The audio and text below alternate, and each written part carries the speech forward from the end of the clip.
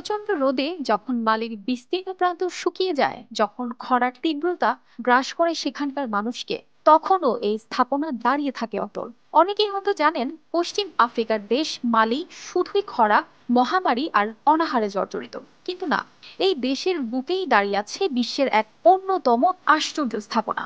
মসজিদটি মালির একটি ছোট্ট গ্রাম জেনিতে অবস্থিত, আর গ্রামটিও মসজিদের জন্যই বিশ্বব্যাপী পরিচিত। গ্রামের এই মাটির মসজিদ হাজার বছরের ইতিহাস আর ঐতিহ্যের মূর্ত প্রতীক, বিশ্বজুড়ে যা পরিচিত গ্রেট মস্ক অফ জিনি হিসেবে।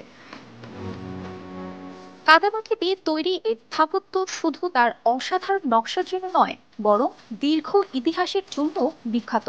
মসজিদটি প্রথম নির্মিত হয়েছিল 800 থেকে 1300 শতাব্দীর মধ্যে, যখন জেনির রাজা কোনগোরো ইসলাম ধর্ম গ্রহণ করেন। তখন নিজের প্রাসাদ ভেঙে মসজিদ নির্মাণ করেন। মাটির দেয়াল এবং তাল গাছের কাঠের সমন্বয়ে তৈরি এই বিশাল মসজিদটি তখন থেকে গ্রামবাসীদের জন্য শুধুই প্রার্থনার কেন্দ্র নয়, বরং ইসলামী শিক্ষার একটি কেন্দ্রবিন্দু। এটি এমন একটি মসজিদ যার পরিচর্যা করতে প্রতি বছর গ্রামের মানুষ সমবেত হয়। ক্রেপিসেস দেলা গ্র্যান্ড মস্ক নামে বিশেষ উৎসবের সময় নাইজার নদী থেকে মাটি সংগ্রহ করে মসজিদের দেয়ালে নতুন কাদার প্রলেপ দেওয়া হয়। এই মসজিদটিকে ঘিরে আরও একটি বিশেষত্ব রয়েছে।